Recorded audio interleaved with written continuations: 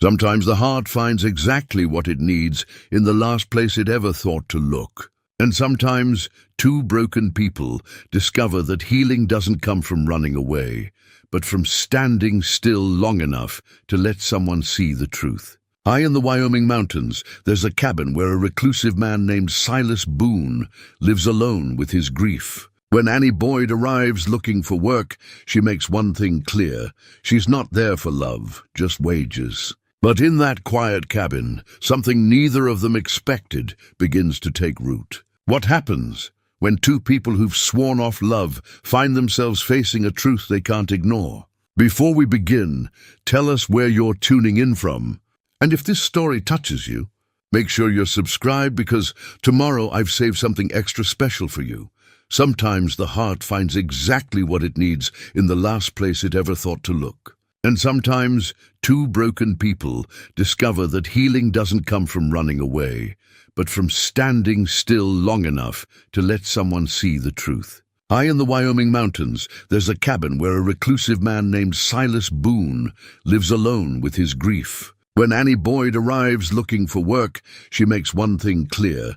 She's not there for love, just wages. But in that quiet cabin, something neither of them expected begins to take root. What happens when two people who've sworn off love find themselves facing a truth they can't ignore? Before we begin, tell us where you're tuning in from. And if this story touches you, make sure you're subscribed, because tomorrow I've saved something extra special for you. Annie Boyd had made the decision 3 days before she started the climb up the mountain. 3 days of watching her father's hands shake as he tried to count what little money they had left. 3 days of seeing the worry lines deepen around his eyes, the way he'd stare at the farm ledger like it might suddenly reveal a miracle tucked between the columns of debt. The farm wasn't going to make it through another winter. They both knew it, though neither had spoken the words aloud. She'd heard about the job in town, whispered over the counter at Morrison's general store. Silas Boone, the mountain man, needed a housekeeper. The last 3 women had quit within a week. He was too strange, too quiet, too much like a ghost living among the living. But the pay was good, better than good. And Annie Boyd had learned long ago that pride was a luxury she couldn't afford. The path up the mountain was steep and winding, cutting through stands of pine and aspen that grew thicker as she climbed. October had painted the aspens gold, and they shimmered in the afternoon light like coins scattered across the hillside. Her breath came harder as the elevation increased, and she had to stop twice to rest, setting down the small canvas bag that held everything she owned. A few dresses, a nightgown, her mother's Bible, and tucked in the bottom, wrapped in a handkerchief, the thin gold band she'd worn for 2 years before Thomas died. She'd taken it off that morning, left it on the windowsill of her room at her father's house. It seemed important somehow to leave that part of herself behind. Where she was going, she needed to be just Annie, not Annie the widow. Not Annie, the grieving wife, just Annie who needed work and knew how to keep her head down and her hands busy. The cabin appeared suddenly, tucked into a clearing where the trees fell back and the mountain opened up to sky. It was larger than she'd expected, built from logs that had weathered to a deep silver gray. Smoke curled from the stone chimney, and firewood was stacked neatly along the side wall covered with canvas tarps. The porch wrapped around the front, and someone had carved the railings with a careful hand. Patterns of leaves and vines that spoke of patience and skill. Annie stood at the edge of the clearing for a moment, gathering her courage. This was it. This was the choice she'd made. She straightened her shoulders, smoothed her skirt, and walked to the door. Her knock was firm, 3 solid raps that echoed in the quiet. For a long moment, nothing happened. Then she heard footsteps inside, slow and deliberate, and the door swung open. Silas Boone was not what she expected. The stories made him sound like something barely human, a wild creature who'd forgotten how to live among people. But the man who stood in the doorway was simply a man. Tall and broad-shouldered, yes, with dark hair that needed cutting and a beard that shadowed his jaw. His eyes were grey, the color of storm clouds, and they studied her with an intensity that made her want to look away. But she didn't. She met his gaze and held it. "Mr. Boone," she said. "I'm Annie Boyd. I've come about the job." He didn't speak right away, just looked at her, taking in her worn traveling dress, her sturdy boots, the way she stood straight despite the long climb. Finally he stepped back and gestured for her to enter. "Come in then." The cabin's interior surprised her even more than the man. It was clean, almost painfully so, with wide plank floors that gleamed in the firelight. A stone fireplace dominated one wall, and in front of it sat two chairs, handmade, like everything else, with cushions that looked recently beaten clean of dust. The kitchen area occupied the far end of the room, with a black iron stove, a deep sink with a hand pump, and open shelves lined with dishes and supplies. Everything had its place. Everything was ordered and maintained, but it was the small details that caught her attention. Two coffee cups sat on the table, as if waiting for someone who never came. A hand-carved wooden box rested on the mantel above the fireplace, dark walnut with brass hinges, and next to it several photographs lay face down, their backs to the room. The curtains were drawn back to let in light, but the windows looked out on nothing but trees and sky.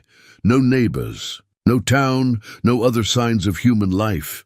"You'll have the loft," Silas said, his voice rough from disuse. He pointed to a ladder that led to a small second floor tucked under the eaves. "There's a bed, a chest for your things. I keep to myself mostly. I expect you'll do the same." Annie nodded. "I'm here to work, Mr. Boone. That's all." Something flickered in his eyes, relief maybe, or recognition. "Good cooking, cleaning, mending. I can't pay much, but it's fair wages, and you'll have a roof and meals. That's more than fair."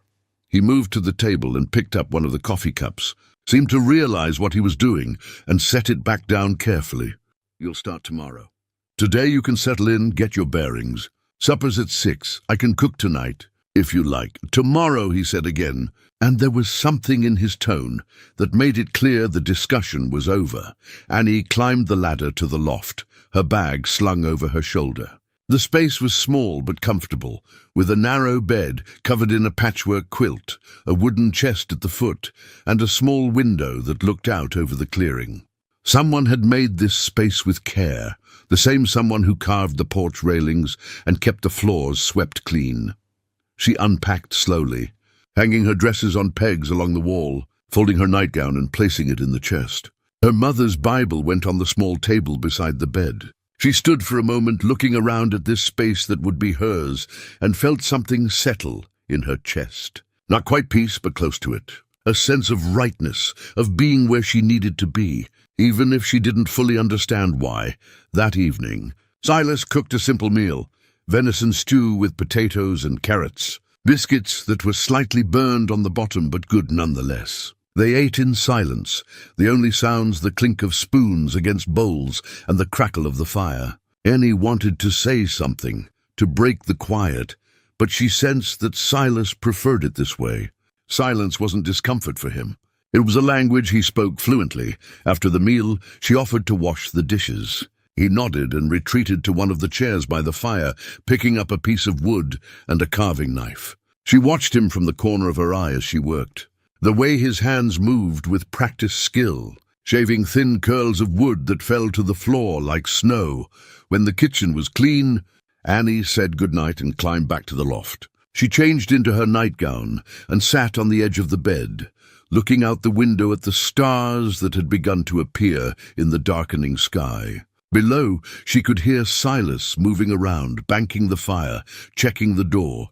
She thought about her father, alone in the farmhouse. She thought about Thomas, about the life she'd imagined that never came to be.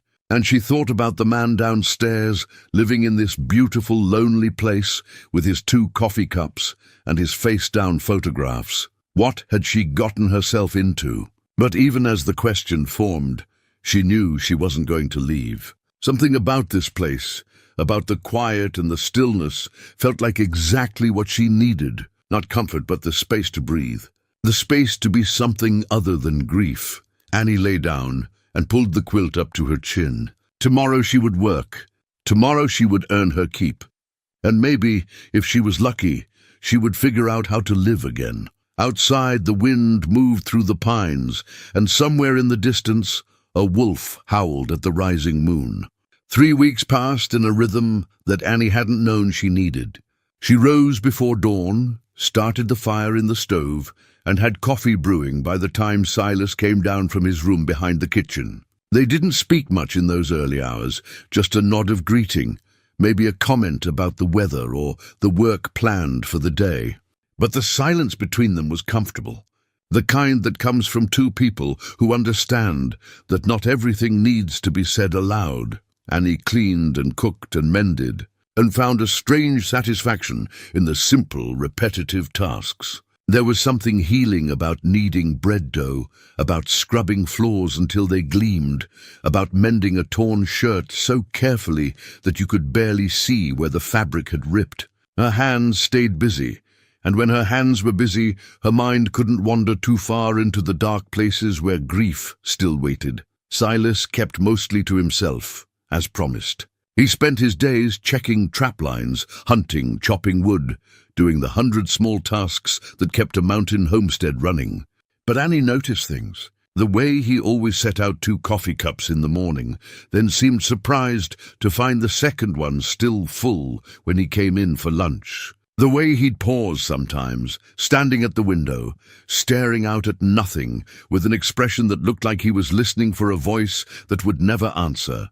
The way he avoided the small room off the kitchen, the one with the door always closed.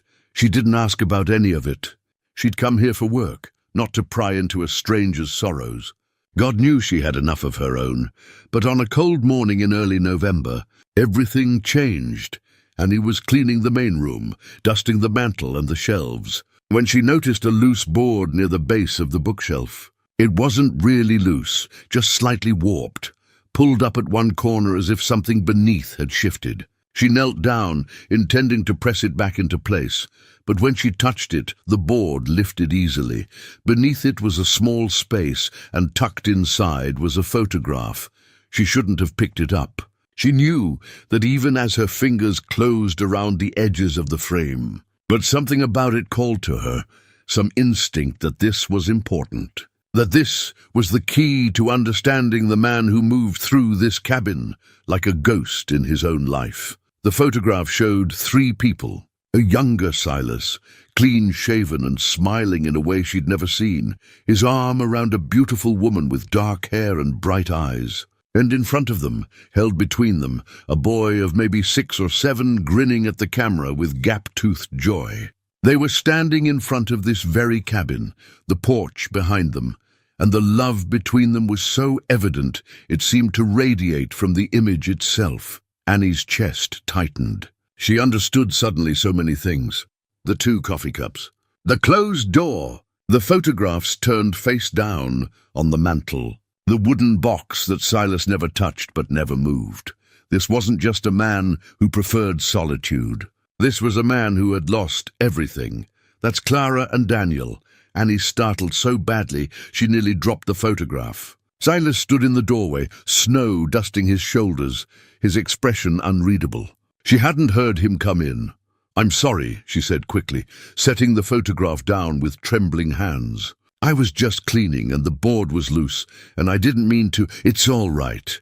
He crossed the room slowly, his boots leaving melting tracks on the clean floor. He picked up the photograph and looked at it for a long moment. "I put it there 5 years ago. Sometimes I forget it's even there. Other times I can't forget for a second." Annie stood, unsure whether to leave or stay. But something in Silas's face kept her rooted in place. He looked different somehow, not harder, but more present, as if the photograph had pulled him back from wherever he usually resided. "She was my wife," he said quietly. "Clara and Daniel was our son." He was 7 in this picture. Would have been 12 now if— His voice caught and he stopped. Annie waited. She understood about grief, about how sometimes you needed to let the words come in their own time, or not at all. Silas moved to the fireplace and stood looking at the flames. "Winter fever. 5 years ago last March. First Daniel got sick, then Clara while she was nursing him. I rode down the mountain for the doctor, but by the time we got back," he shook his head, "they were both gone within 3 days of each other. Clara went second, I think she held on as long as she could, hoping Daniel would pull through. When he didn't, she just let go. "I'm so sorry," Annie said, and the words felt painfully inadequate. "I buried them down in Timber Ridge in the church cemetery. Sold our house there. Couldn't stand to be in the place where it happened. Came up here thinking the distance would help, that if I just got far enough away from everything, I could outrun it." He laughed, but there was no humor in it. "Turns out grief travels real well. Doesn't matter how far you go." Annie moved closer, not too close, but near enough that he'd know she was listening. "I lost my husband 3 years ago," she said. "Thomas, logging accident up near the ridge. One minute he was there, and the next—" She paused, swallowed. "People kept telling me time would heal it, that it would get easier. They were wrong. It doesn't get easier. You just get better at carrying it." Silas looked at her then, really looked at her, and something passed between them. Recognition, understanding, the knowledge that they were speaking a language most people never had to learn. "How old were you when he died?" 22. "We'd been married 2 years. Clara and I had 10 years together. 10 years and one beautiful boy, and I thought that would be my whole life. Thought I'd grow old with her, watch Daniel grow up, have grandchildren someday."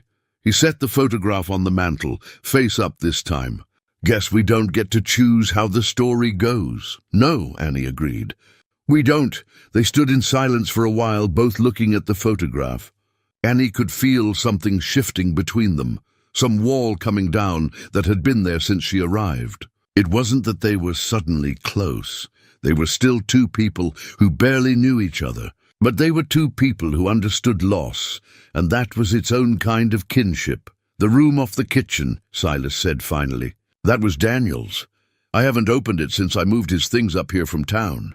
Can't quite bring myself to go in there, but I can't bring myself to change it either. Would you like me to clean it?" Annie asked carefully.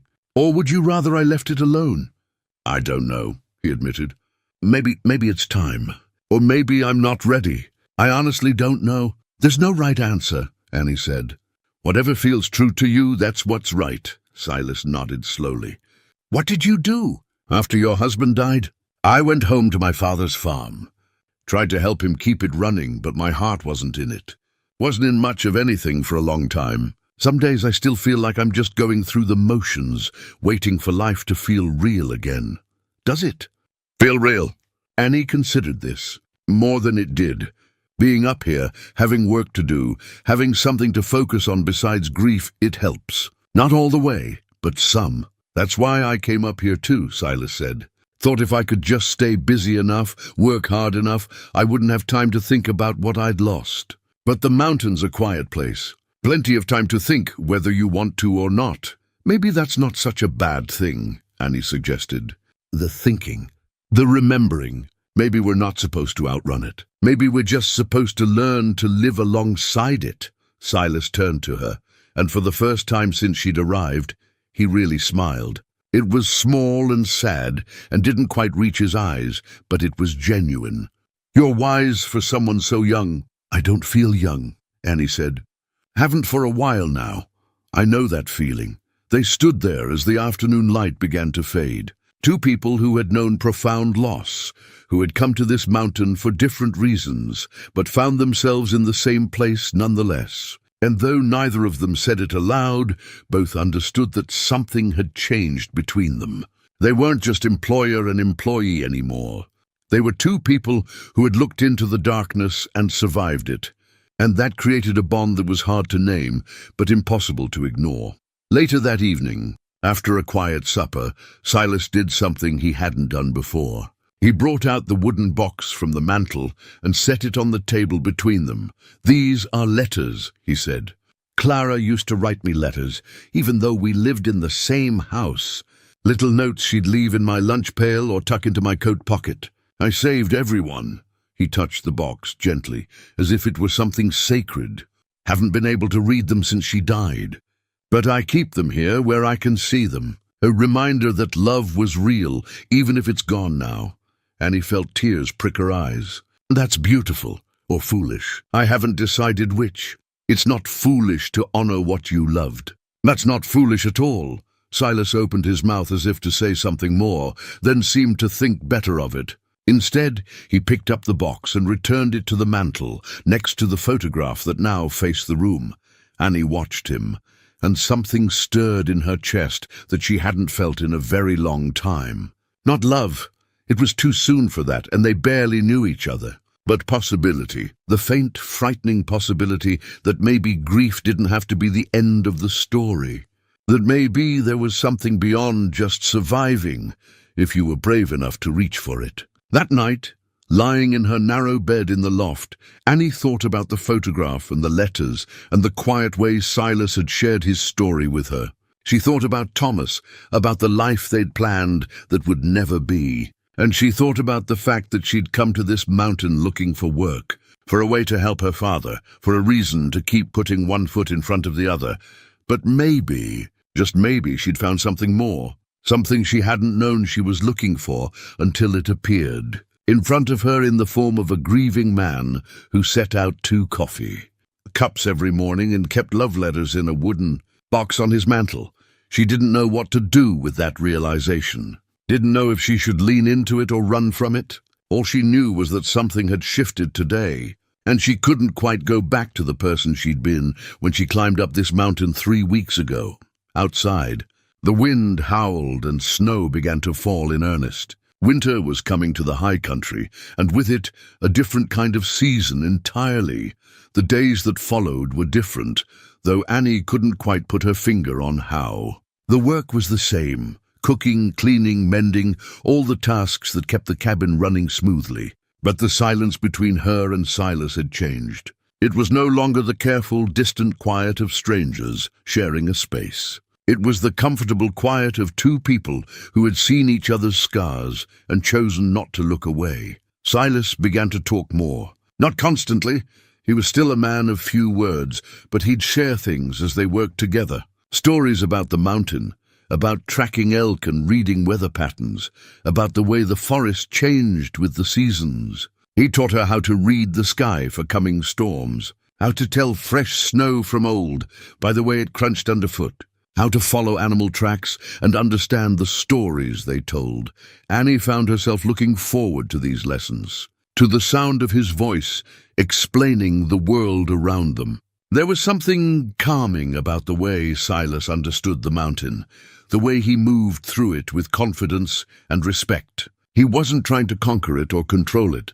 He was simply living alongside it, and there was wisdom in that. One afternoon, as they worked together to repair the barn roof before the heavy snows came, Silas paused and looked out over the valley below. Clara used to say that the mountain was God's cathedral, he said. That the pines were the pillars and the sky was the ceiling, and if you listened close enough, you could hear hymns in the wind. She sounds like she was a poet, Annie said, hammering a nail into place. She was. Used to write verse in a little notebook she kept in her apron pocket. Nothing fancy, just observations about the day, about what she saw and felt. He hammered his own nail, the sound echoing across the clearing. I wish I'd paid more attention when she'd read them to me. I'd give anything to remember them now. Maybe some things aren't meant to be remembered word for word, Annie offered. Maybe the feeling of them is enough. Silas considered this, then nodded. Maybe so. They worked in companionable silence for a while longer, and Annie noticed how natural it felt, working alongside him. Their movements complemented each other, anticipating when the other needed a tool or another board. It reminded her of working with Thomas in the early days of their marriage, before grief had taught her how quickly everything could be taken away. That evening, as Annie prepared supper, Silas brought in firewood and began stacking it near the stove. He paused, looking at something on one of the upper shelves, then reached up and brought down 2 small wooden horses, each carved with extraordinary detail. I made these for Daniel, he said, turning them over in his hands. Spent weeks on them, getting the proportions right, making sure they could stand without tipping over. He loved horses. Wanted to be a rancher when he grew up, have 100 horses and ride a different one every day. Annie dried her hands on her apron and came closer to look. The horses were beautiful, clearly made with great care and even greater love. One was rearing up, mane flying, while the other stood steady, head down as if grazing. "They're wonderful," she said softly. He carried them everywhere for months. Slept with them under his pillow, brought them to the table at meals. Clara had to remind him they couldn't eat supper. Silas smiled at the memory, though his eyes were bright with unshed tears. "After he died, I packed them away. Couldn't stand to look at them. But maybe—" He paused, looking at the horses, then at the mantle. "Maybe they should be out. Maybe hiding them away doesn't honor him. Maybe it just makes it like he was never here at all." Annie watched as Silas walked to the mantle and carefully placed the 2 horses next to the photograph and the wooden box. They looked right there, like they'd found their proper home. "He was here," Annie said. "And he was loved. That's what matters." "Yeah," Silas said quietly. "That's what matters." Over the following days, Annie noticed more changes. Silas began opening up in small ways, sharing memories of Clara and Daniel without the crushing weight of grief that had accompanied his words before. He laughed occasionally, not often and never loudly, but it was there. A quiet chuckle when Annie burned a batch of biscuits, a genuine smile when she managed to chop through a particularly stubborn log on her 3rd try, and Annie found herself laughing too, something she hadn't done in longer than she cared to admit. There was something freeing about being up here, away from the pitying looks of townspeople who knew her story, away from the constant reminders of everything she'd lost. Here she could just be Annie. Not Annie the widow, not Annie the grieving daughter trying to save her father's failing farm. Just Annie. One evening, as they sat by the fire after supper, Silas asked her about her dreams, the ones she'd had before Thomas died. Before loss had reshaped her understanding of what life could be. "I wanted a family," Annie admitted, surprising herself with the honesty. "A home that felt safe, where children could grow up knowing they were loved. I wanted to bake bread and plant gardens and watch seasons change from the same windows year after year. Nothing grand, just stable, rooted, real." "That doesn't sound like nothing," Silas said. "That sounds like everything worth having. What about you? What did you want?" "I had it," he said simply. "A wife I loved, a son who made me laugh every day, work that meant something. I didn't know it at the time, but I had everything. Thought it would last forever." He poked at the fire with an iron poker, sending sparks dancing up the chimney. "Now I don't know what I want. Some days I'm just trying to figure out how to keep breathing." "I know that feeling," Annie said. "Some days the best you can do is make it to nightfall. And then you wake up and do it again. Is that enough? Just making it through?" Annie thought about this for a long moment. "I don't know. Maybe it has to be for now. Maybe eventually it becomes something more. But maybe for now, surviving is enough." They sat in silence, watching the fire. Annie was acutely aware of how close they were sitting, how she could feel the warmth radiating from Silas's body, how their shoulders almost touched. It would be so easy to lean into him, to seek comfort in another person's presence. But she held herself still. She'd come here for work. She'd made that clear from the beginning. Getting tangled up in feelings, that wasn't part of the arrangement. But as she climbed the ladder to the loft that night, she couldn't help but wonder if the boundaries she'd set were starting to blur. And if that scared her or thrilled her, she honestly couldn't say. The next morning brought a letter, delivered by the mail carrier who made the long trek up the mountain once a week. Silas opened it at the table, read it quickly, and his expression darkened. "What is it?" Annie asked. "Bank," he said tersely. "They're saying I'm 3 months behind on property taxes. Threatening to foreclose if I don't pay by spring," and he felt her stomach drop. "How much do they want?" He named a sum that made her wince. It wasn't a fortune.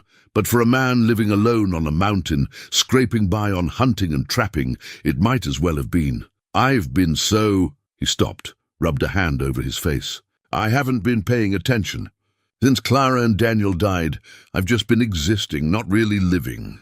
Let things slide that shouldn't have slid. Can you pay it?" Annie asked, though she already suspected the answer. "Not all at once. Maybe over time, if they'll let me. But banks aren't known for their patience." Annie's mind raced. This was more than just Silas losing his home. If he lost this land, where would he go? And what would happen to her? She'd left her father's farm to come here, had promised herself she'd earn enough to help him. If she had to go back empty-handed, if the farm failed because she hadn't been able to help, we'll figure it out, she said, with more confidence than she felt. There has to be a way. Silas looked at her, and something in his expression made her breath catch. We, Annie hesitated, then nodded. I'm here, aren't I? Might as well help if I can. For a moment she thought he might argue, might retreat into that proud independence that kept most people at arm's length. But instead he just nodded slowly. All right then, he said. We'll figure it out together. And there it was again, that word, together.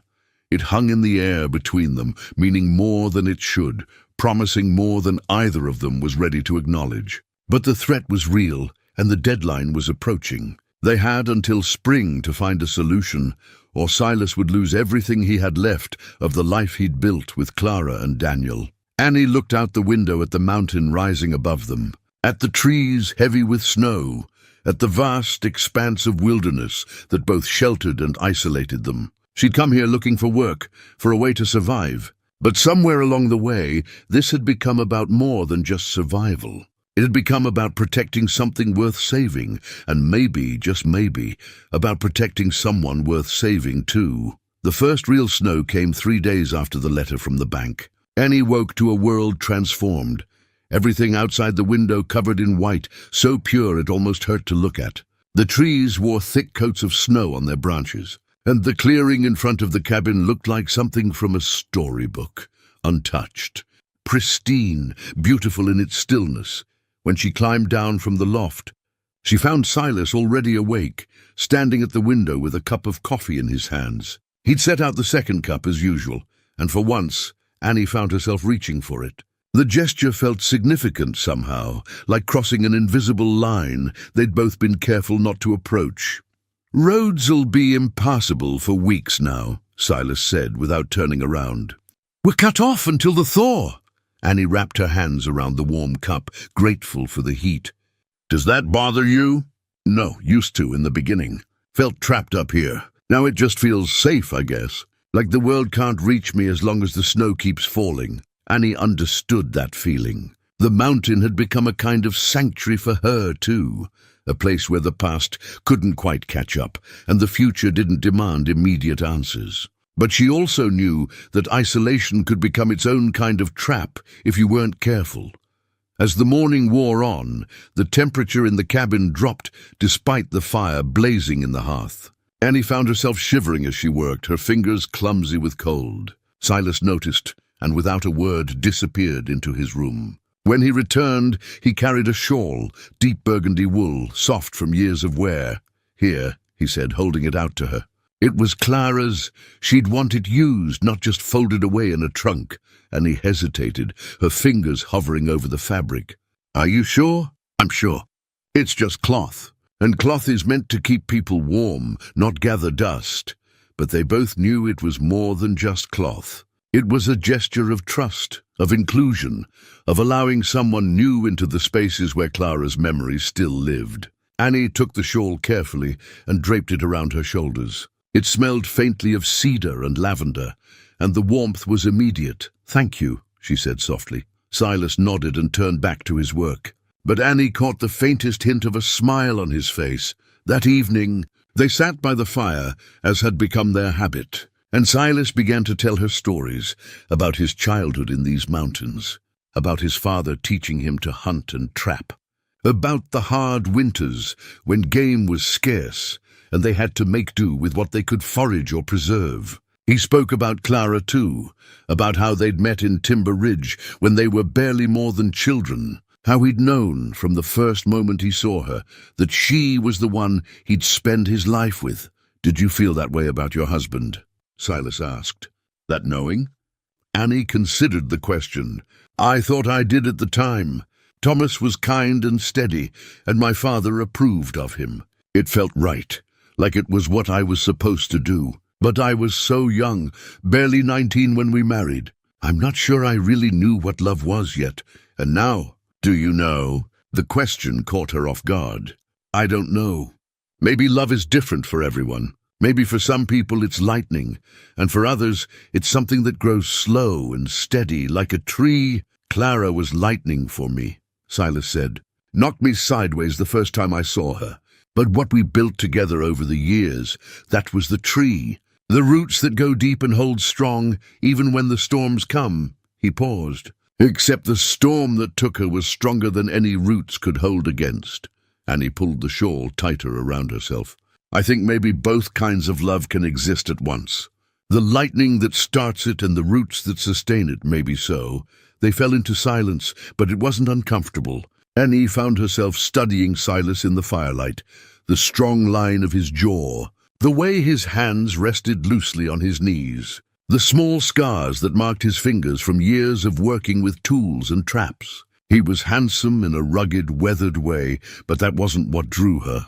It was the quiet strength he carried, the way he'd survived something that would have broken a lesser man. She realized with a start that she was thinking about him in ways she'd promised herself she wouldn't. This was work. She reminded herself, just work. She was here to earn wages and help her father, not to develop feelings for a man still in love with his dead wife.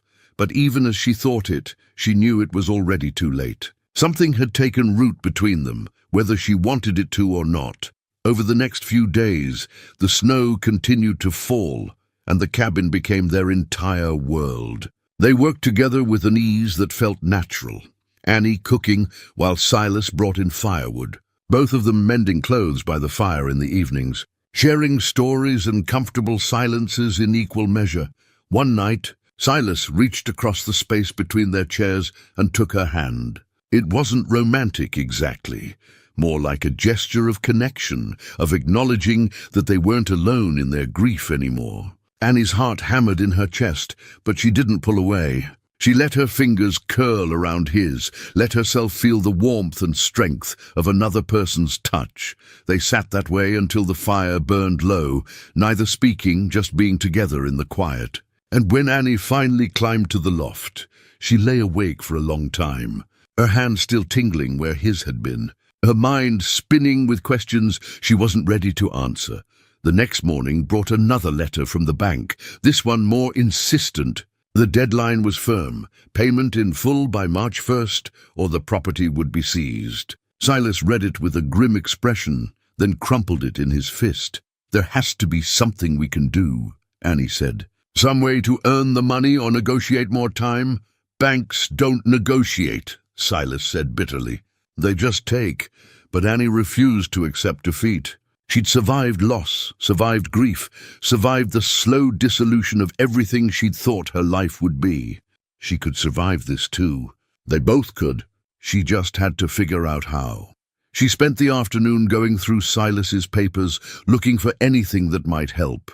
Old contracts, property deeds, anything that might give them leverage. And in the back of a drawer, beneath stacks of old receipts and faded letters, she found something that made her breath catch. But she said nothing about it yet. She needed to be sure, needed to understand what she was looking at before she got Silas's hopes up. That night, lying in her narrow bed with Clara's shawl wrapped around her shoulders, Annie made a decision. She was going to fight for this place, for this man, for the fragile peace they'd both found on this mountain. She'd come here for work. But somewhere along the way, it had become about so much more than that. Annie waited 3 days before telling Silas about what she'd found. She wanted to be certain, wanted to understand the documents fully before raising hopes that might be dashed. During those 3 days, she studied the papers carefully, reading and rereading every word, trying to make sense of legal language that felt designed to confuse rather than clarify. What she'd found was a ledger book, old, leather-bound with pages yellowed by time. It had belonged to Clara, that much was clear from the careful handwriting on the inside cover. But it wasn't just a household ledger. Tucked between pages of grocery lists and recipe notes were pressed flowers, small sketches of the cabin and the mountain, and in the margins, notes written in Silas's hand. Little messages of love and appreciation, scattered throughout the book like hidden treasures. "Your stew was perfect tonight," one note read. almost as perfect as you. Found that blue flower you were looking for. Pressed it for you here. Love you more than words. 10 years married today. Best decision I ever made." Annie felt like an intruder reading these intimate messages, but she couldn't look away. This was love in its most honest form.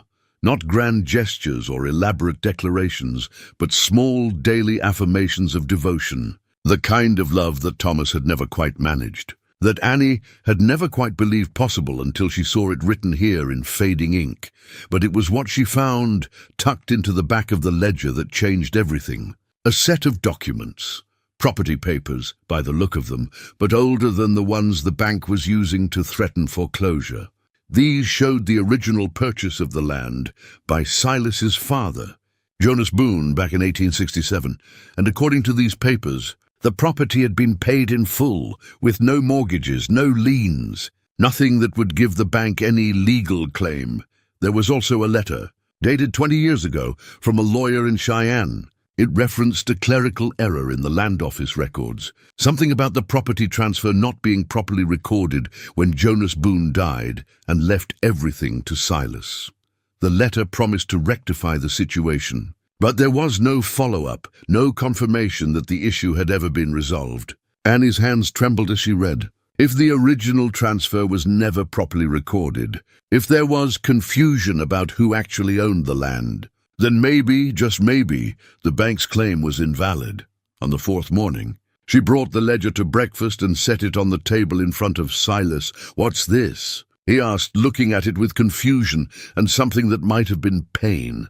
"It's Clara's garden journal. I found it while I was looking through your papers for anything that might help with the bank situation.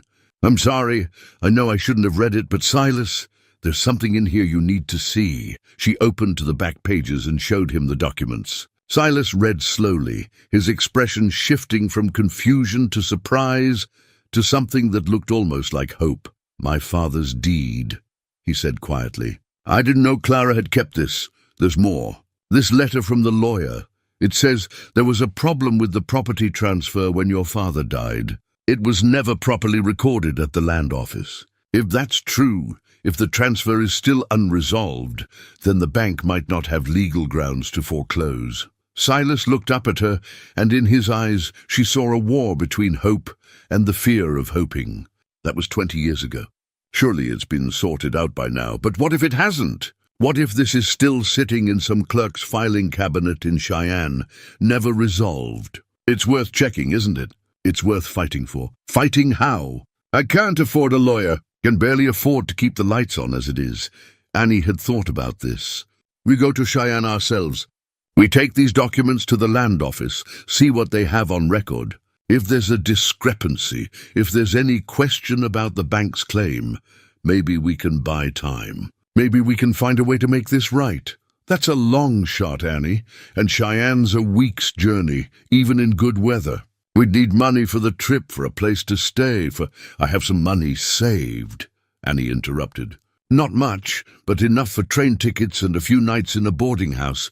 And if we're careful, if we do this right, it might be the solution we need." Silas stared at the documents for a long moment, then at Annie. "Why would you do this? Risk your savings? Spend your time on something that might not even work? This isn't your fight." Annie met his gaze steadily. "Isn't it? I live here too. I work here. And besides—" She paused, trying to find the right words. "I've spent 3 years just surviving, Silas. Just getting from one day to the next without any real purpose beyond not giving up. This place, helping you fight for it, it feels like something worth doing. Like something that matters." The silence stretched between them, heavy with things neither was quite ready to say. Finally, Silas reached across the table and covered her hand with his. "Thank you," he said simply. "I don't deserve your help, but I'm grateful for it." "You do deserve it," Annie said firmly. "You deserve to keep the home you built, the land your family worked, and I'm going to help you do it."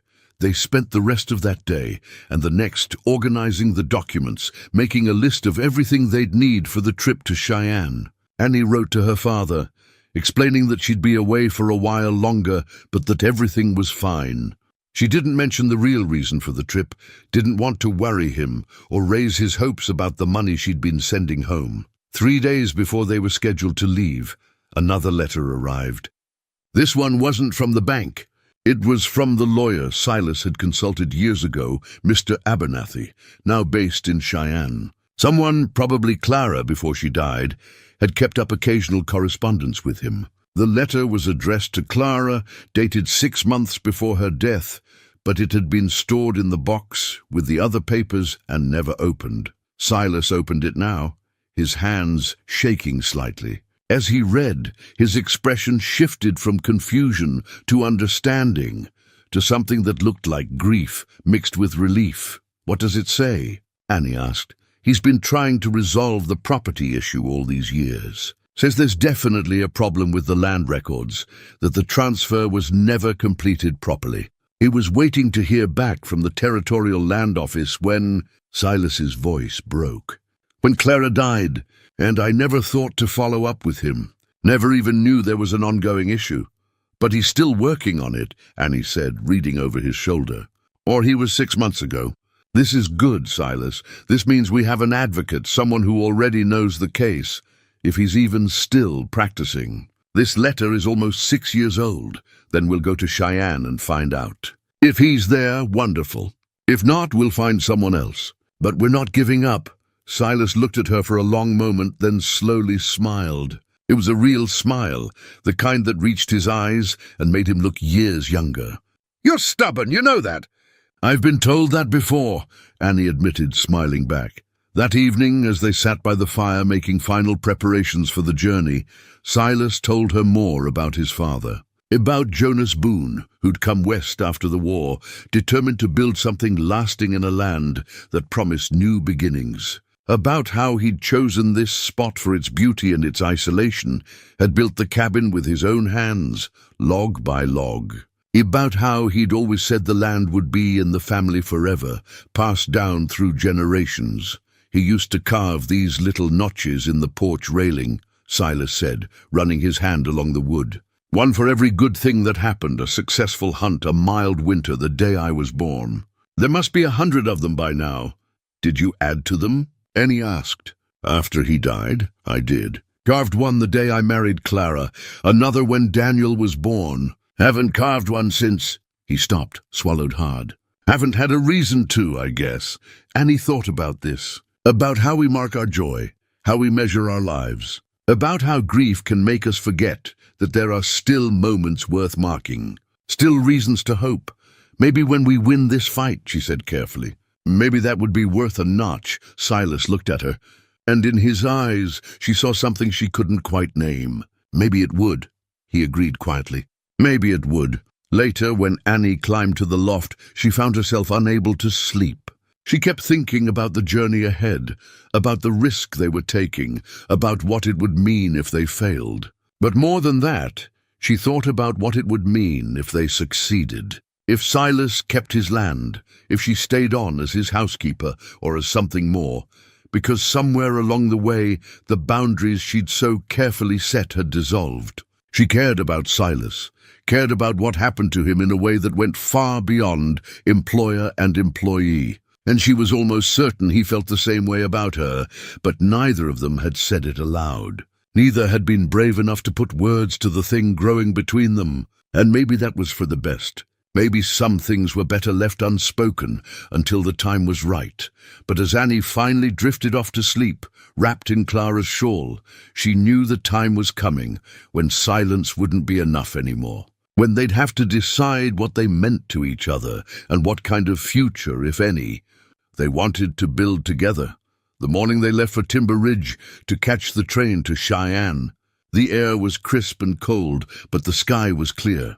A good omen, Annie hoped, though she'd never been particularly superstitious. Silas loaded their bags onto the sled he used for hauling supplies, and they made their way down the mountain path together, their breath forming clouds in the frozen air. The descent took most of the morning. Annie found herself looking back more than once, watching the cabin grow smaller in the distance until it disappeared entirely behind the trees. It surprised her how much the sight affected her, as if she were leaving home rather than just taking a temporary trip. When had this place become home? When had she stopped thinking of her father's farm as where she belonged?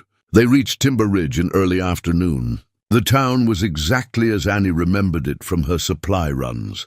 A single main street, lined with shops and businesses, a church with a white steeple, houses spreading out in neat rows. People stopped and stared as she and Silas made their way toward the train station, whispers following in their wake. "That's him," Annie heard someone mutter. The mountain man. "Crazy as they come, and that's the Boyd girl. Shame what she's gotten herself into." Annie lifted her chin and kept walking. Let them talk. She knew the truth, and that was all that mattered.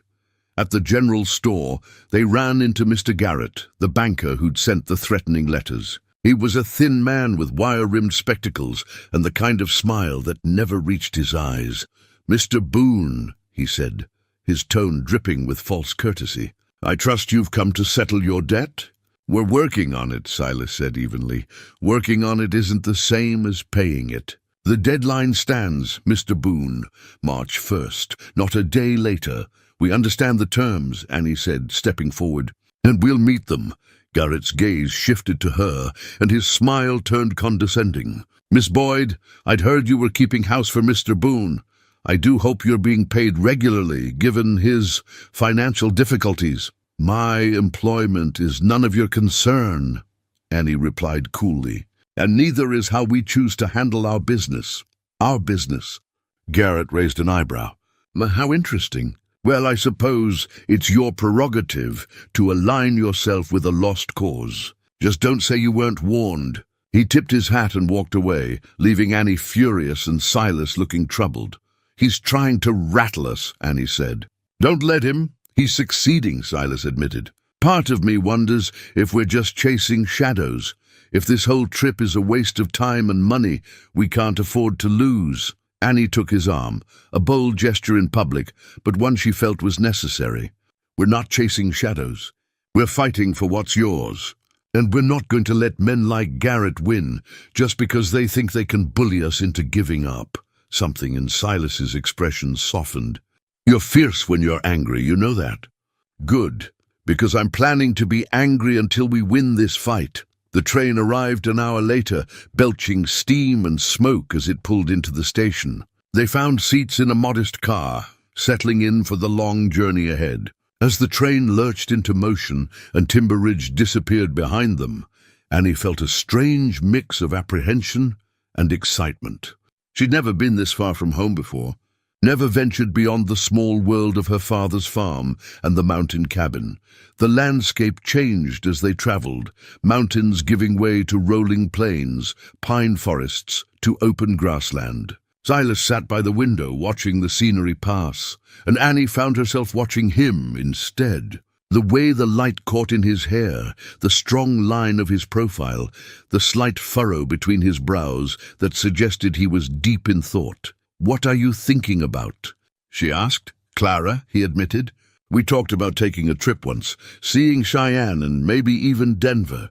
But there was always something that needed doing. The farm, Daniel's schooling, one thing or another. We kept saying we'd go someday, but someday never came. I'm sorry. Don't be. I'm learning that regret doesn't change anything.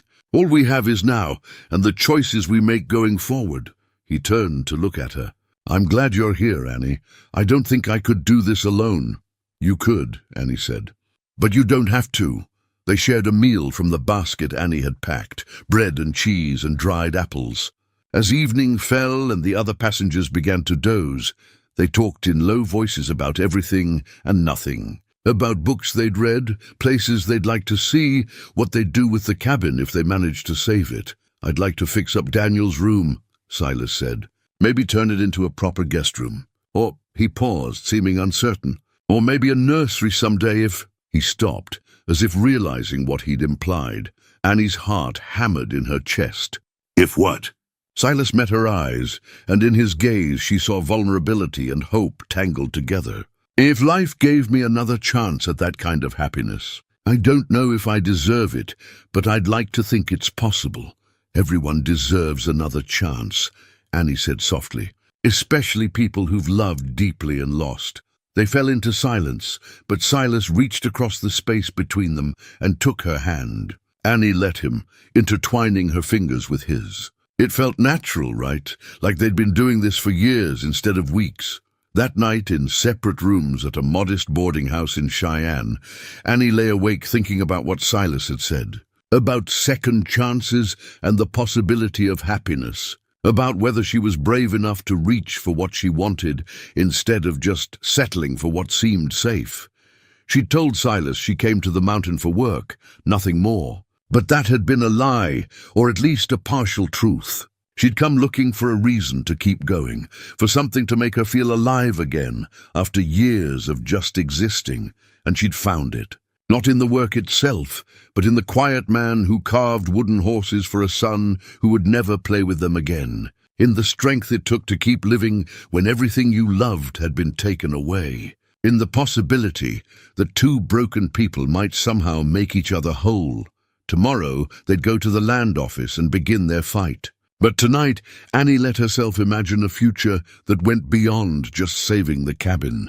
A future where she and Silas carved their own notches in the porch railing, marking moments of joy they'd create together. It was a dangerous hope. But maybe, just maybe, it was one worth holding on to. The Wyoming Territorial Land Office was housed in a brick building on 3rd Street. Its windows tall and narrow, its interior dim, even in the morning light.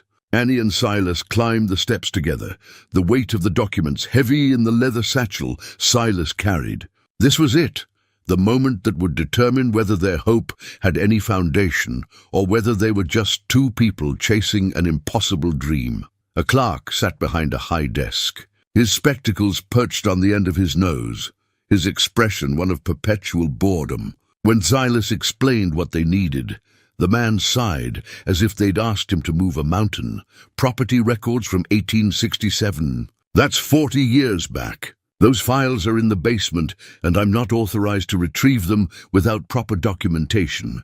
You'll need to file a formal request, pay the research fee, and wait 3 to 6 weeks for processing. 3 to 6 weeks, Annie repeated, her voice rising despite her best efforts to stay calm. We don't have that kind of time. The bank is threatening foreclosure in less than 2 months, the clerk shrugged. Not my problem, miss. Rules are rules. Silas's jaw tightened, but before he could respond, a door at the back of the office opened, and an older gentleman emerged. He was tall and distinguished, with silver hair and a neatly trimmed beard, dressed in a suit that spoke of both means and taste. Did I hear someone mention a foreclosure issue? He asked, his voice warm and curious. The clerk straightened in his chair. Yes, Mr. Abernathy. These people are asking about old property records. I was just explaining our procedures, Abernathy.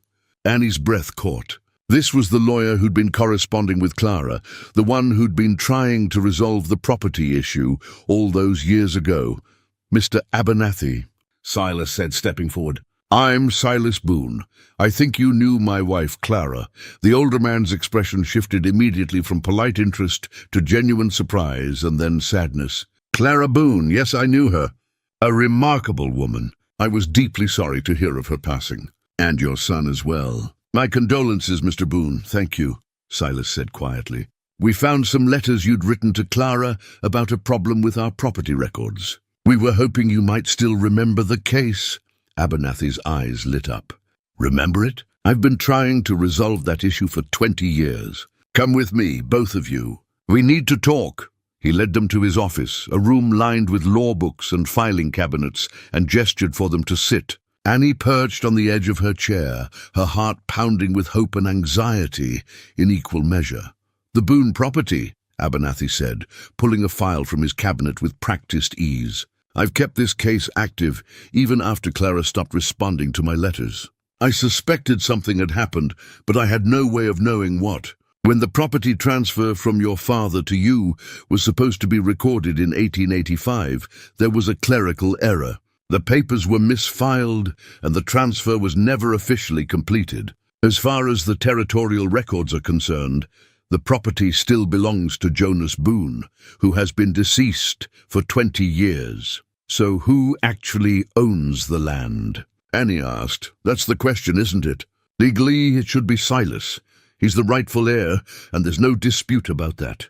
But without the proper paperwork on file, the chain of ownership is murky. And when chains of ownership are murky, opportunistic parties, like banks, can sometimes exploit the confusion, so the bank's claim might be invalid. Silas leaned forward, hope evident in his voice. It might be. But proving that will require a court hearing and a proper adjudication. I've been waiting for the right moment to push this case forward, but without a plaintiff actively pursuing it, I couldn't proceed. Now that you're here, Mr. Boone, we can finally take action. What would that entail? Annie asked. We'd need to file a petition with the territorial court, present the evidence of the original deed and your father's will, and argue that the bank's lien is based on faulty property records. If we can prove the transfer was never completed due to clerical error and that you are the rightful owner, the court may void the bank's claim entirely. It was almost too much to hope for. Annie saw the same thought reflected in Silas's eyes, the fear that this was too good to be true, that something would go wrong at the last moment. How long would a court case take? Silas asked. If we move quickly, we could have a hearing within 2 weeks. The territory is trying to modernize its legal processes, and property disputes are being fast-tracked. But I won't lie to you, it's not a guaranteed win. The bank will fight hard, and they have resources we don't. But we have the truth, Annie said firmly. That has to count for something. Abernathy smiled at her. The truth is a powerful thing, young lady. Let's see if we can make it powerful enough. They spent the rest of the morning going through documents with Abernathy, building their case piece by piece. The lawyer was thorough and encouraging, and for the first time since they'd started this journey, Annie felt like they might actually have a chance. As they were preparing to leave, Abernathy reached into his desk and pulled out an envelope. Before you go, there's something else. Clara gave this to me during our last meeting, about a week before she passed. She asked me to keep it sealed and to give it to you, Silas, if you ever came to see me about the property. She said you'd know when the time was right. Silas took the envelope with trembling hands. His name was written on the front in Clara's careful script. He stared at it for a long moment, then tucked it into his coat pocket.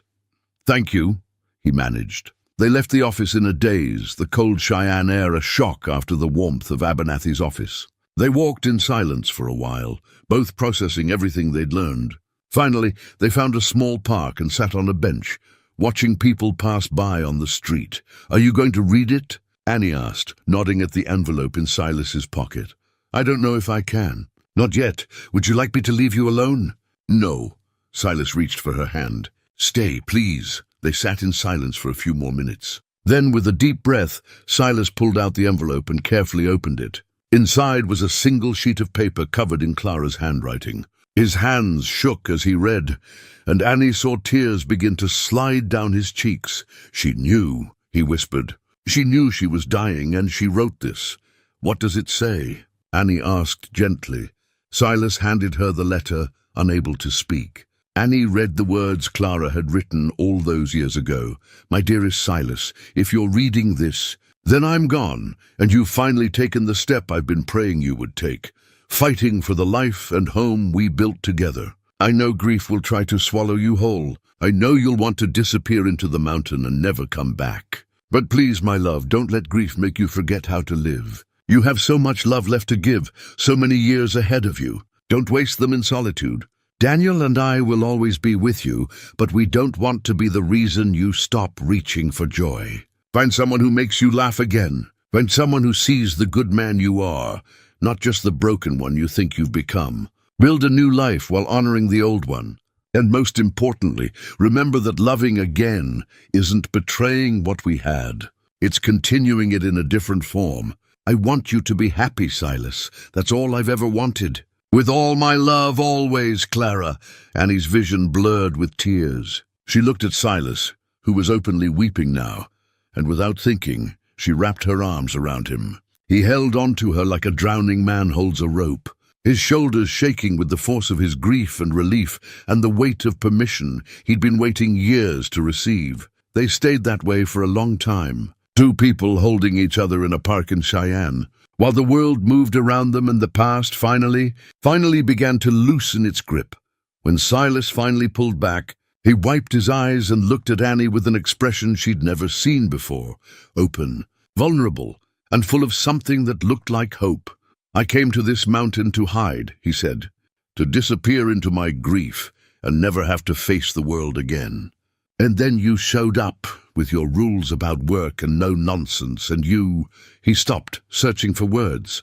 "You made me want to live again, made me remember that life is worth living even after loss." Annie's heart was beating so hard she thought it might break through her chest. "Silas, let me finish," he said, taking both her hands in his. "I know you said you weren't here for love, and I respected that. I tried to keep my distance, tried not to feel things I had no right to feel. But Annie, I failed spectacularly at that. Somewhere between the first burned biscuit and this moment right here, I fell in love with you. And I know it's too soon. I know we're in the middle of fighting for my land. I know the timing is all wrong. But Clara's letter, it made me realize I can't keep hiding from what I feel. Life's too short and too uncertain to waste it pretending." Annie felt tears streaming down her own face now. All her carefully constructed walls, all her rules about keeping things professional, all her fear of loving and losing again, it all crumbled in the face of this honest, brave declaration. "I lied," she said, her voice breaking. "When I said I was just there for work, I was lying to you and to myself. I was terrified of feeling anything for anyone ever again, terrified of opening my heart and having it broken. But you—" she squeezed his hands, "you made it impossible not to feel, not to hope, not to imagine a future that looks nothing like the past, but might somehow be even better. So you're saying—" "I'm saying I love you too, Silas Boone. I'm saying I want to fight for this land, yes, but I also want to fight for us, for whatever life we can build together." The kiss, when it came, was gentle and tentative at first, two people learning how to trust again, how to reach for happiness without fear of it being snatched away. But it deepened, became more certain, a promise without words that they were in this together. Whatever came next, when they finally pulled apart, both were breathless and smiling. And Annie realized she couldn't remember the last time she'd felt this light, this free, this full of possibility. "So what now?" she asked. Silas smiled, a real smile that transformed his entire face. "Now we go back to the boarding house and celebrate the fact that we have a fighting chance. And tomorrow we start building our case. And after that—" he paused, tucking a strand of her hair behind her ear. "After that we go home, together." "Together," Annie agreed, and the word had never sounded sweeter. The next 2 days passed in a blur of preparation. Abernathy was true to his word, working tirelessly to build their case and expedite the court hearing. He gathered depositions from town officials in Timber Ridge who remembered Jonas Boone, tracked down the original surveyor's records from 1867, and compiled a mountain of evidence that proved beyond doubt that Silas was the rightful owner of the property. Annie and Silas spent their days helping however they could, running errands, organizing documents, and going over their testimony with Abernathy until they could recite the facts in their sleep. But they also found time for themselves, for quiet moments stolen between the chaos of preparation. They walked through Cheyenne together, discovering the city's rhythms and routines. They ate meals in small restaurants where no one knew their story, where they could just be two people enjoying each other's company. They talked about everything, their childhoods, their dreams, the small daily details that make up a life. And slowly, carefully, they began to imagine what their future might look like if everything went according to plan. "I want to expand the cabin," Silas said one evening as they sat on the porch of their boarding house, watching the sun set over the distant mountains. "Add a proper addition, maybe with a sitting room and a larger kitchen. Clara always wanted more space for when we had guests." "That sounds lovely," Annie said, leaning against his shoulder. "And we should fix up the barn too. Maybe get some chickens, a milk cow. Make the place more of a working homestead." "We," Silas repeated, his arm tightening around her. "I like the sound of that," Annie smiled. "So do I." The night before the hearing, neither of them could sleep. They sat up in the boarding house parlor, the only ones awake at that late hour, and talked in low voices about their fears and hopes. "What if we lose?" Silas asked, voicing the worry that had been haunting both of them. "What if the judge rules in favor of the bank?" "Then we'll figure something else out," Annie said firmly. "We'll appeal, or we'll find another way to raise the money, or I don't know, but we won't give up. Not now, not after coming this far. I've been thinking," Silas said slowly. "If we do lose the land, if we have to leave the cabin, I want you to know that it's not about the place anymore. It's about us. I'd live anywhere as long as you were there with me." Annie felt tears prick her eyes. "Don't say that like we've already lost. We haven't even fought yet." "I know, but I needed you to know. The cabin, the land, it's important. It's my family's legacy. But you're my future, Annie, and I won't lose sight of that. No matter what happens tomorrow." They held each other in the quiet parlor, drawing strength from each other, until the first light of dawn began to creep through the windows. The courthouse was an imposing building of gray stone, its columns tall and intimidating. Annie felt small as they climbed the steps, Silas's hand firm in hers. Abernathy met them at the entrance, looking confident and professional in his court attire. "Are you ready?" he asked. "As ready as we'll ever be," Silas replied. The courtroom was already filling with people, curious townspeople, legal clerks, and sitting at the plaintiff's table, representatives from the bank, led by a sharp-featured lawyer who looked like he'd never lost a case in his life. Mr. Garrett was there too, his expression smug and confident. Annie and Silas took their seats behind Abernathy's table, and Annie tried to calm her racing heart. Everything they'd worked for, everything they'd hoped for, came down to this moment. The judge entered, an older man with kind eyes and a stern demeanor. The bailiff called the court to order, and the hearing began. The bank's lawyer went first, laying out their case with precision and confidence. He argued that Silas had failed to pay his property taxes for multiple quarters, that the debt was substantial and undisputed, and that foreclosure was the only reasonable remedy. He presented documents showing the missed payments, the notices sent, the legal process followed to the letter. It was damning testimony, and Annie felt her stomach clench with worry. But Abernathy remained calm, taking notes and occasionally whispering to Silas. When it was their turn, Abernathy stood and addressed the court with the measured confidence of a man who knew his case inside and out. He explained the history of the property, Jonas Boone's original purchase, and the clerical error that had never been corrected. He presented the original deed, the surveyor's maps, Jonas's will, and most importantly, the lawyer's correspondence showing that the issue had been known about for 20 years, but never resolved. "Your Honor," Abernathy said, his voice carrying through the courtroom, "the bank is attempting to foreclose on property that, according to official territorial records, doesn't legally belong to my client. The chain of title is broken due to a clerical error that occurred in 1885. Until that error is corrected, any lien placed on the property is invalid," the bank's lawyer objected strenuously, arguing that the tax obligations existed regardless of title issues. But Abernathy was prepared, citing case law and precedent that supported their position. Then it was time for testimony. Silas took the stand, his voice steady as he explained his family's history on the land. He spoke about his father building the cabin with his own hands, about growing up in those mountains, about marrying Clara and raising Daniel there. He spoke about the loss of his wife and son, and how he'd retreated into grief so completely that he'd let important matters slide. "I take full responsibility for not staying on top of the paperwork," Silas said. "But that land is my family's legacy. 3 generations of Boones have worked that soil, and I'm asking for the chance to continue that legacy." When it was Annie's turn, she testified about finding the documents in Clara's ledger, about their journey to Cheyenne, about why they were fighting so hard for this land. The bank's lawyer tried to rattle her with questions about her relationship with Silas, implying impropriety, but Annie held her ground. "I came to Mr. Boone's cabin as his housekeeper," she said clearly. "But I stayed because I found something worth staying for. A good man who'd suffered terrible loss but was still trying to live with honor and dignity. And a home that deserved to be preserved, not seized by people who care nothing for its history or meaning. She saw several people in the courtroom nodding, and even the judge looked moved by her words. The bank's lawyer called Garrett to the stand, and he testified about the bank's attempts to work with Silas, about the multiple notices sent, the patience they'd shown.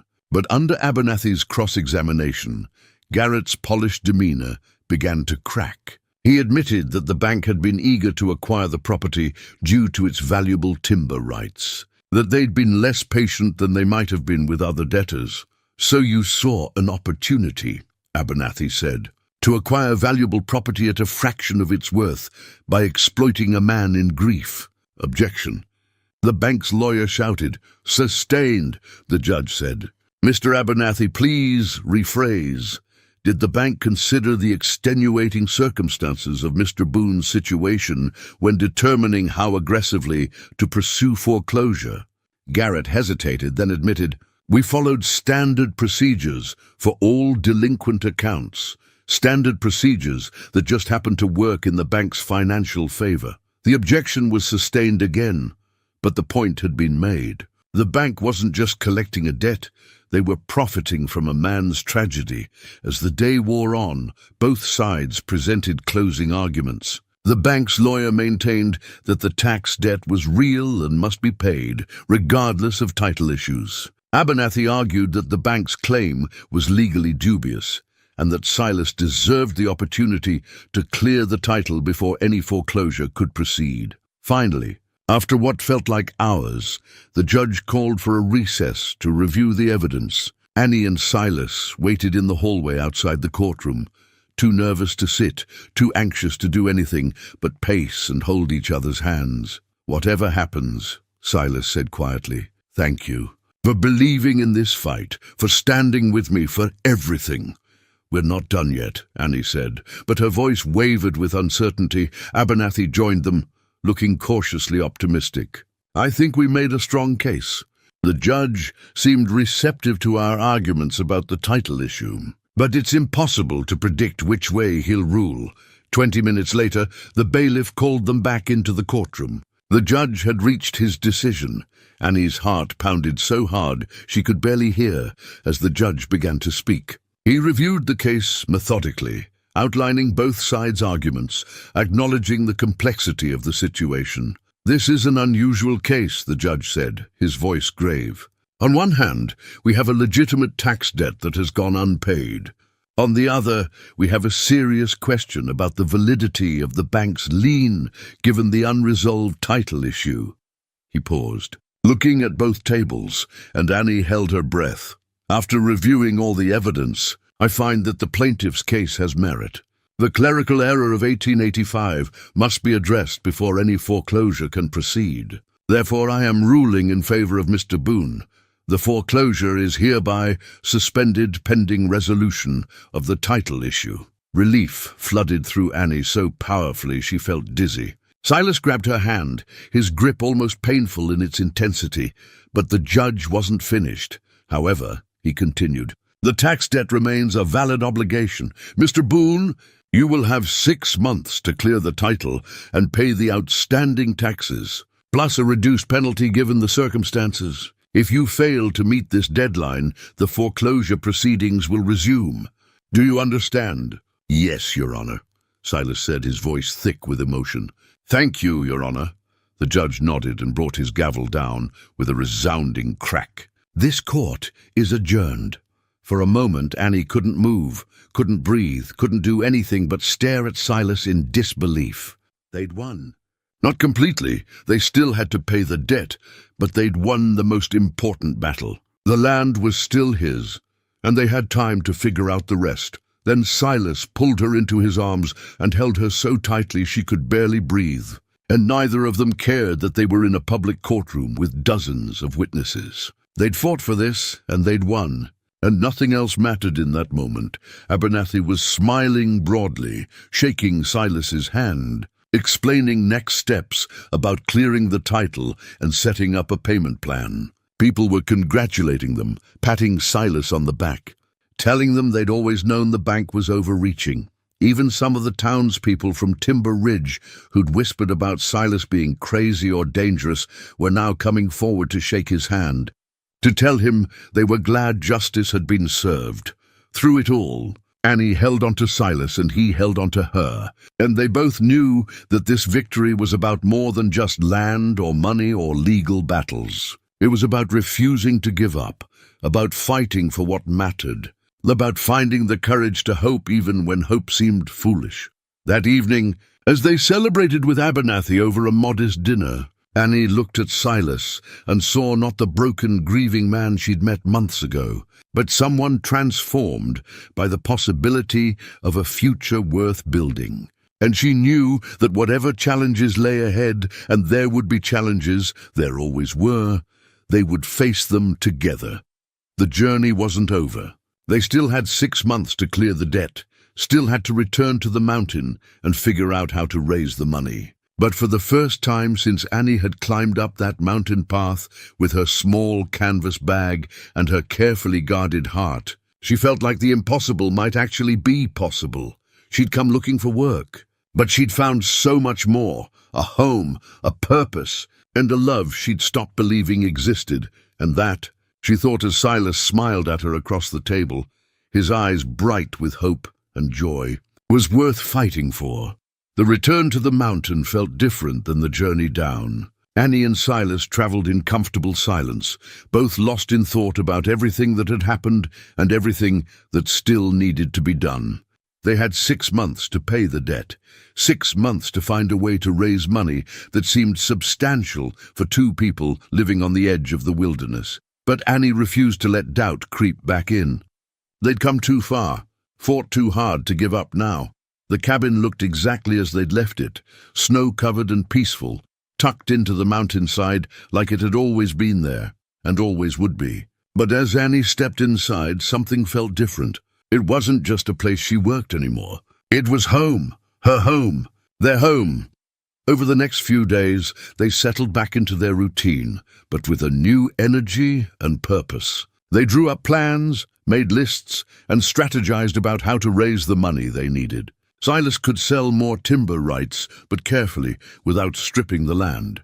Annie could expand her preserves and baked goods business, maybe even start taking orders from the hotels in Cheyenne. Every option was considered, every possibility explored. One evening, as they sat by the fire, reviewing their financial calculations for the 100th time, Silas set down his pencil and looked at Annie with an expression she'd come to recognize, the one that meant he had something important to say, but wasn't sure how to begin. "What is it?" she asked. "I've been thinking," he said slowly, "about us, about what happens after we pay off the debt and the land is truly ours." Annie's heart began to beat faster. "What about it?" "I know we haven't known each other long. A few months isn't much time, not really. But I feel like I've known you longer than that, like I've been waiting for you without even knowing it." He took her hands in his. "Annie Boyd, when this is all settled, when the land is secured and we can breathe again, I want to marry you. If you'll have me." Annie felt tears spring to her eyes. It wasn't a surprise, not really. They'd been building toward this moment since that day in Cheyenne. But hearing him say it, hearing the hope and vulnerability in his voice, made it real in a way that took her breath away. "Yes," she said, her voice breaking. "Yes, I'll marry you. I can't think of anything I want more." Silas pulled her into his arms, and they held each other while the fire crackled and the wind whispered through the pines outside. It was a quiet moment, intimate and profound, the kind that would stay with them for the rest of their lives. "I don't have a ring," Silas said, pulling back to look at her. "I gave Clara's to be buried with her, and I wouldn't feel right asking you to wear it anyway." "I don't need a ring," Annie said. "I just need you and this life we're building together." "Still," Silas said, "you deserve something. A symbol, a promise." He stood and walked to the mantel, picking up the small wooden box that had held Clara's letters. He opened it carefully and pulled out a thin gold chain with a small pendant, a delicate carving of a pine tree, no bigger than a thumbnail. "I made this for Clara years ago, when we were first married. She wore it every day until—" He stopped, swallowed hard. "Before she died, she took it off and put it back in the box. She wrote me a note saying that if I ever found someone else to love, I should give this to her. Not as a replacement, but as a continuation." Clara believed that love didn't end, it just transformed into new shapes. Annie took the necklace with trembling hands, holding it up to the firelight. The carving was exquisite, every needle on the tiny pine tree perfectly rendered. It was a labor of love, and Clara's generosity in offering it to whoever came next took Annie's breath away. "Will you help me put it on?" she asked. Silas fastened the chain around her neck, his fingers gentle on her skin. Annie touched the pendant, feeling the weight of it, not heavy but significant. A bridge between past and future, between grief and hope, between one love and another. "Thank you," she whispered, "for this and for choosing me, and for being brave enough to love again. Thank you for seeing past the broken parts to the man I could be again." They spent that night making plans, not just for how to save the land, but for what their life would look like afterward. They talked about the wedding, simple and small, probably in Timber Ridge's little church. They talked about children, about whether they'd be blessed with a family or if it would just be the two of them, and how either way would be enough. They talked about growing old together, about carving notches in the porch railing for every good thing that happened, about filling the cabin with laughter and warmth, and the kind of love that endures. And as Annie finally climbed to the loft that night, she touched the pendant at her throat and thought about Clara's wisdom. Love didn't end, it just transformed. And sometimes, if you were very lucky, it transformed into something even more beautiful than before. The next morning, they woke to find another letter had been slipped under the door. Annie picked it up, frowning. Who would have come all the way up the mountain to deliver a letter? The mail carrier wasn't due for days yet. She opened it, and her blood ran cold as she read the words inside. "Silas," she called, her voice tight with fear. "You need to see this." He came quickly, taking the letter from her shaking hands. As he read, his expression darkened. It was from Garrett and the bank. Despite the court's ruling, they were challenging the decision, claiming new evidence had come to light. They were demanding an immediate payment of the full debt, or they would pursue emergency foreclosure proceedings. "They can't do this," Annie said. "The judge ruled in our favor." "They're trying to bully us," Silas said, his jaw tight. "Hoping we'll give up rather than fight another legal battle." Annie felt rage building in her chest. After everything they'd been through, after the victory they'd won, the bank was still trying to take what didn't belong to them. "What do we do?" she asked. Silas looked at her, and in his eyes she saw the steel that had helped him survive years of grief and isolation. "We fight. We go back to Cheyenne, we talk to Abernathy, and we fight. They're not taking this land, not now, not ever." Annie nodded, feeling her own determination solidify. They'd won once. They could win again. They had to. The telegram to Abernathy was sent that same day, and his response came swiftly. "Don't panic. This is a desperate move. Meet me in Cheyenne as soon as possible." They left the next morning, moving as quickly as the winter conditions would allow. The urgency felt different this time. Not the cautious hope of their first trip, but a fierce determination born of righteous anger. The bank had underestimated them once. They wouldn't get the chance to do it again. Abernathy met them at his office, his expression serious but not defeated. "They're claiming they found a prior lien on the property from 1892, allegedly filed by a creditor of your father's. If it's legitimate, it would supersede the title issue and give them grounds to proceed with foreclosure, regardless of our victory." "My father had no debts," Silas said firmly.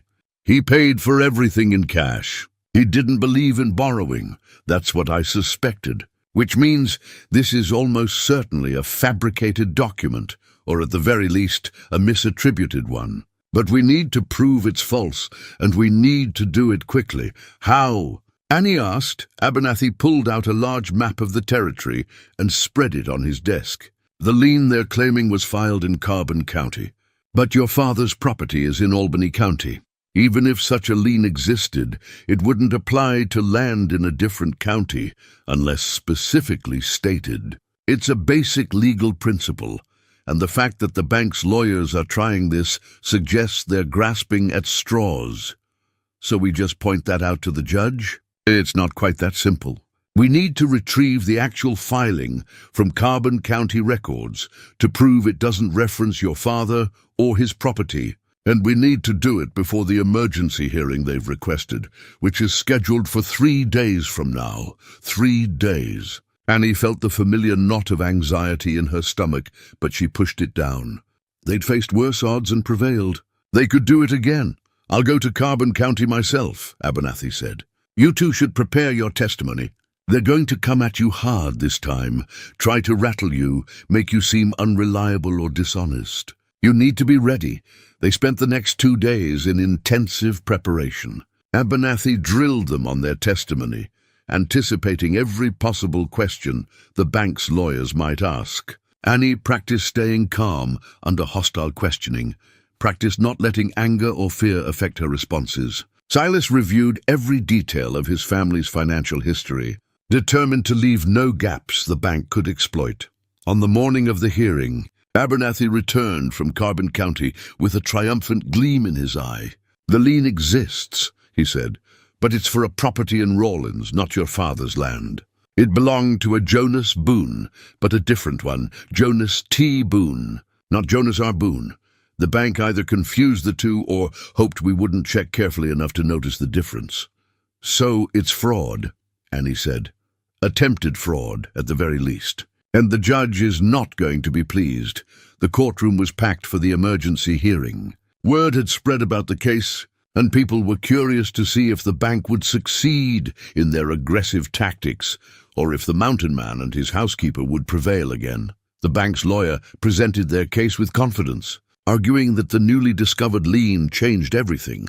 But when it was Abernathy's turn, he methodically dismantled their argument, presenting the actual lien document and highlighting the different middle initial, the different county, the complete lack of any connection to Jonas R. Boone or his property. Your Honor, Abernathy said, his voice ringing with controlled outrage. This is either gross incompetence or deliberate deception on the part of the bank.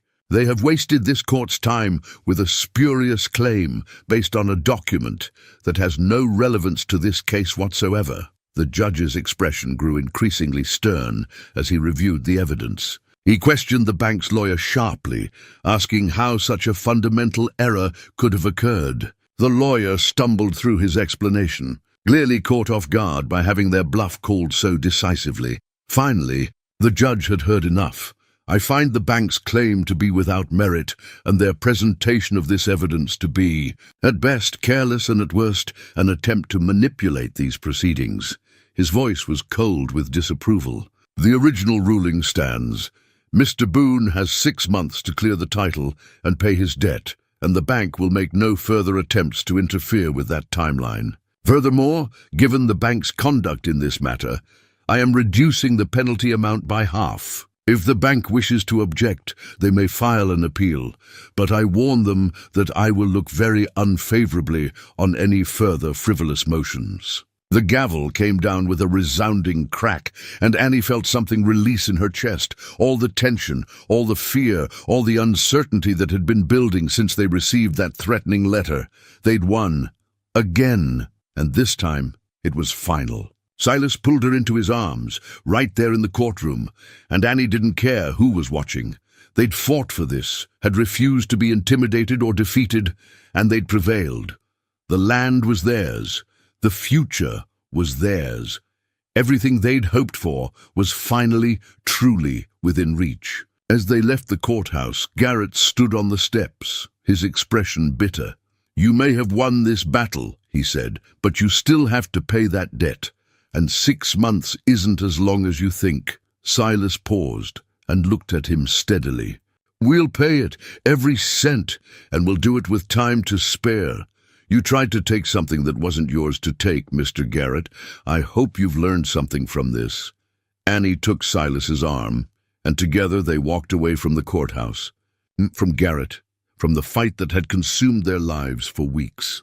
They had 6 months to make good on their promise, but for the first time since this all began, Annie believed completely that they would succeed, because they had something the bank didn't have, something money couldn't buy, and legal maneuvering.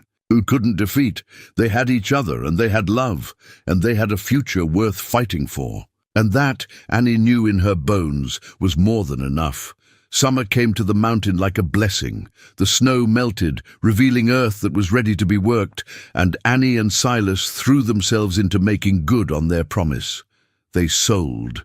Timber rights carefully, worked odd jobs in town, and Annie's preserves and baked goods business flourished beyond anything she'd imagined. Word spread about the mountain woman who made the best blackberry jam in Wyoming, and orders came in faster than she could fill them. Silas took work as a hunting guide for wealthy tourists from back east, using his knowledge of the mountains to earn wages that steadily chipped away at the debt.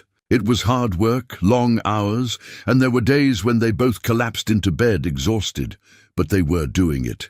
Together, they were making it happen. By late August, they'd paid off the entire debt.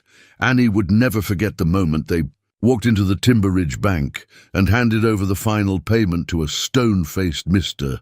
Garrett. He counted the money twice, as if hoping to find a shortage, but there was none. They'd paid every cent, and they'd done it with a month to spare. "The debt is settled," Garrett said stiffly, sliding a receipt across the counter. "The property is yours, free and clear." Silas took the receipt and folded it carefully. "Thank you for your time, Mr. Garrett. We won't be needing your services again." As they left the bank, Annie felt lighter than she had in years, maybe lighter than she'd ever felt. The fight was over. The land was saved. Their future was secured. The wedding took place 2 weeks later in Timber Ridge's small church. It was a simple ceremony, attended by townspeople who'd come to respect Silas and Annie's determination, by her father, who wept with joy at seeing his daughter so happy, and by Mr. Abernathy, who'd travelled from Cheyenne to serve as a witness.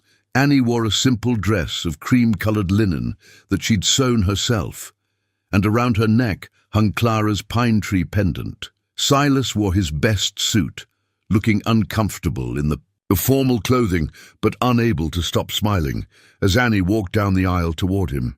The vows they spoke were traditional, but the meaning behind them was anything but. These were two people who'd known profound loss, who'd survived grief that might have destroyed lesser souls, who'd found each other against all odds and chosen to be brave enough to love again. When the minister pronounced them husband and wife, and Silas kissed her, Annie felt something click into place, a sense of rightness, of completion, of coming home to a place she hadn't known she was searching for. The celebration that followed was joyful and warm. People who'd once whispered that Silas Boone was half wild and dangerous now toasted his health and happiness.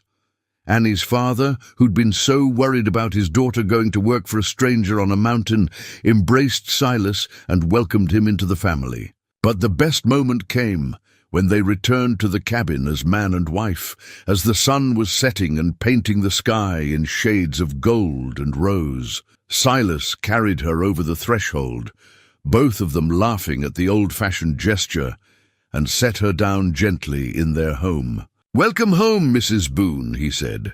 "I've been home for a while now," Annie replied. "This just makes it official." That night, they hung a new sign above the door. Silas had carved it himself, working on it in secret over the past few weeks. It read, "Boone and Boyd," in careful letters, with a small pine tree carved in one corner and a heart in the other. "I wanted both our names," Silas explained, "because this place isn't just mine anymore. It's ours. Everything we built, everything we fought for, we did it together." Annie traced the letters with her fingers, tears streaming down her face. "It's perfect." Over the following months, they made the changes they'd dreamed about. They expanded the cabin, adding a sitting room and a larger kitchen. They fixed up the barn and brought in chickens and a gentle milk cow.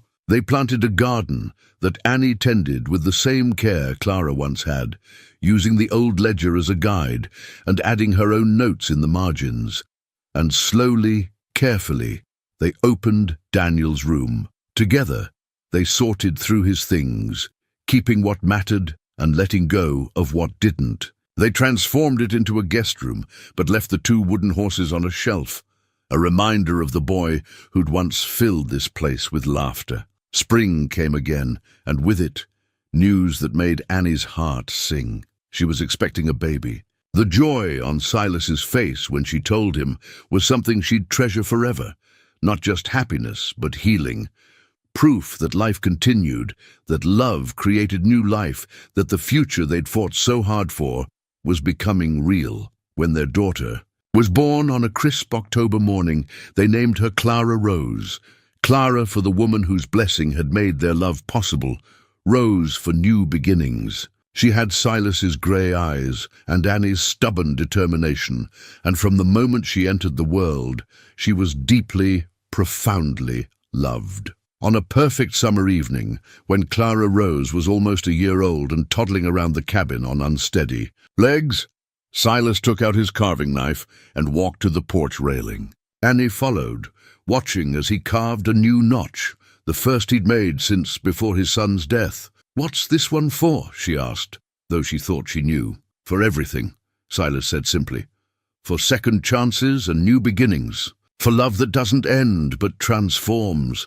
For you, for our daughter, for this life we've built together." He set down the knife and pulled Annie close, both of them watching Clara Rose chase a butterfly across the clearing. For learning that grief doesn't have to be the end of the story. Sometimes it's just the beginning of a new chapter. Annie leaned into him, feeling the solid warmth of his body, the steady beat of his heart. She thought about how far they'd both come. From 2 broken people just trying to survive to 2 whole people building a life worth living. It hadn't been easy. There had been setbacks and struggles and moments when giving up seemed like the only option, but they'd chosen differently. They'd chosen to fight, to hope, to love again, despite every reason not to, and in choosing each other, they'd found something more valuable than any property or money or security. They'd found a home not made of logs and stone, but of trust and commitment, and the kind of love that weathers any storm. As the sun set over the Wyoming mountains and their daughter's laughter rang out in the clear evening air, Annie thought about the words she'd spoken to Silas all those months ago. "I'm not here for love, just for work." She'd been so wrong. Or maybe not wrong, maybe just not ready yet to admit what her heart already knew. That sometimes the best things in life are the ones we're not looking for. That sometimes love finds us when we've stopped searching for it. That sometimes the greatest adventures begin with the simplest words. "I've come about the job." She'd come for work, but she'd found so much more. She'd found home, purpose, and a love that transformed 2 broken hearts into something beautiful and whole. And as Silas smiled down at her, his eyes full of the same wonder and gratitude she felt, Annie knew with absolute certainty that she'd never regret taking that long walk up the mountain to a cabin where a lonely man waited for someone to see past his grief to the person he could be again. They'd built their life together plank by plank with both hands and heart, and it was everything she'd ever wanted, everything she'd never dared to hope for. It was home. It was love. It was exactly where she was meant to be. The mountain wind whispered through the pines, and in its voice Annie could almost hear Clara's blessing, telling them what she'd written in that letter all those years ago, that love doesn't end, it transforms, and that the best way to honor what was lost is to embrace what can still be found. They'd found each other, and that was everything.